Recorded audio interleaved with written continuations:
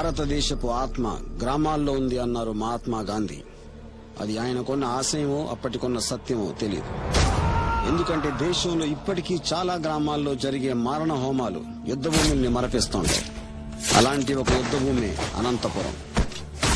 తమ అహం కోసం, ఆత్మ గౌరవం కోసం, ఆధిపత్యం కోసం ఆస్తుల్ని, బంధాల్ని, ఆనందాల్ని, చివరకు తమ జీవితాలను కూడా పణంగా పెట్టి కత్తులు, తుపాకులు, బాంబులతో తమ శత్రువుల్ని అత్యంత దారుణంగా చంపటమే జీవిత పరమార్థంగా భావిస్తారు ఈ ప్రాంతంలోని కొందరు. తరతరాలుగా వారసత్వంగా ఆగని మారణకాండని చూస్తుంటే గాంధీ గారి భారత ఆత్మ ఇక్కడ బ్రతకటం అటుంచి వీధి వీధిన దెయ్యమే తిరుగుతుందా అనిపిస్తుంది. ఈ కథ మహాభారత గాథని మించిన ఒక యథార్థ కథ. ఇది రక్త చరిత్ర. ఒక్కొక్కడి ఒంట్లో కత్తి దింపుతా.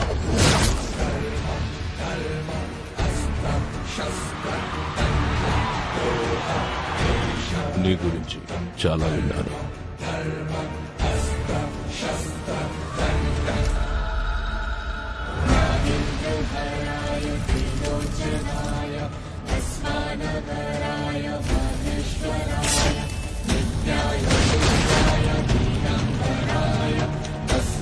గన్ పవర్ కంటే ఎప్పటికైనా పొలిటికల్ పవరే ఎక్కువ. ఇవాళ నుంచి నీకు ప్రమోషన్ ఇస్తున్నా.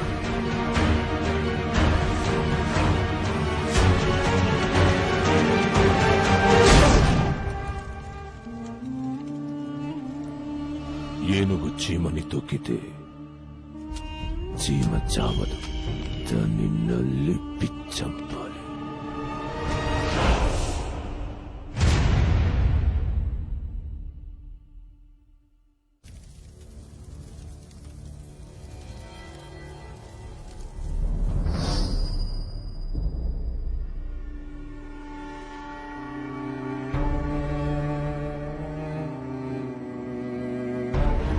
మా అమ్మని రెండు ముక్కలుగా చూశాను.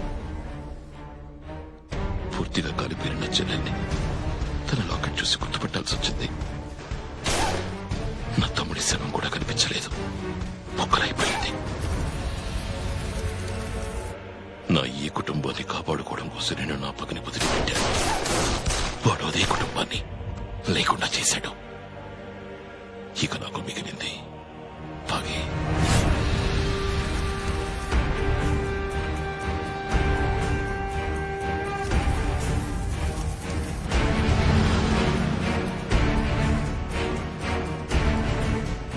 నా పేరు కృష్ణ, పేరు వినే ఉంటాం.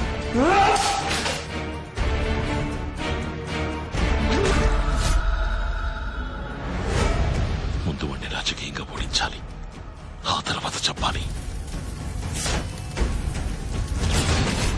వాడికి సహాయం చేస్తారన్న అనుమానం ఎవరి మీదున్నా సరే చంపేయండి. చావు కదు నేను భయపడేది, వాణ్ణి చంపకుండా చస్తానని భయపడుతున్నాను. ఇప్పుడేం చేయడం?